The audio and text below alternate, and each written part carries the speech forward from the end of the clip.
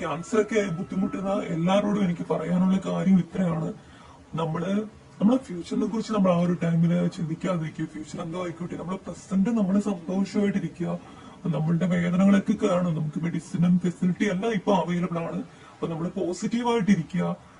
പിന്നെ എനിക്ക് പറയാനുള്ള മറ്റൊരു കാര്യം, നിങ്ങളുടെ ഒരു ക്യാൻസർ നിങ്ങൾ കണ്ടുപിടിക്കുന്ന സമയത്ത് നേരെ ഒരു റീജിയണൽ ക്യാൻസർ സെന്റർ അങ്ങനെയുള്ള സ്ഥലങ്ങളിലേക്ക് ആദ്യമേ ചെന്ന് കയറേണ്ട ആവശ്യമില്ല. നിങ്ങള് അതിന് ആ ഒരു ഏരിയ റിലേറ്റഡ് ആയിട്ടുള്ള സർജനെ കാണിച്ചതിന് ശേഷം ആ ഒരു സാധനം സർജറി ചെയ്ത് റിമൂവ് ചെയ്യാൻ പറ്റുന്ന ഒന്നാണെങ്കിൽ ഫസ്റ്റ് അത് ചെയ്യുക. അത് ചെയ്ത അതിന്റെ റെസ്റ്റിന് ശേഷം മാത്രം RCCയിൽ പോയി കീമോതെറാപ്പി റേഡിയേഷൻ ഒക്കെ ചെയ്യുക. അല്ലാണ്ട് ആദ്യമേ കീമോതെറാപ്പി റേഡിയേഷൻ ഒക്കെ ചെയ്ത് നമ്മൾ ടയർഡായിട്ട് സർജറിക്ക് പോയിട്ട് സർജറി ചെയ്ത് പിന്നെ ഇപ്പൊ വീണ്ടും നിങ്ങൾക്ക് കീമോതെറാപ്പി റേഡിയേഷൻ ഒക്കെ ചെയ്യേണ്ടി വരും. അതിനും വേണം നിങ്ങൾക്ക് സർജറി ചെയ്ത് റിമൂവ് ചെയ്യാൻ പറ്റുന്ന ക്യാൻസേഴ്സ് ആണെങ്കിൽ അത് ആദ്യം ചെയ്യുക. അതിനുശേഷം മാത്രം കീമോതെറാപ്പിക്ക് പോവുക എന്നാണ് എന്റെ ഒരു സജഷൻ.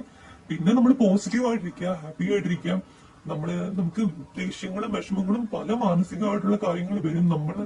നമ്മൾ മനസ്സിലാക്കി നമ്മൾ പെരുമാറാൻ ശ്രമിക്കുക.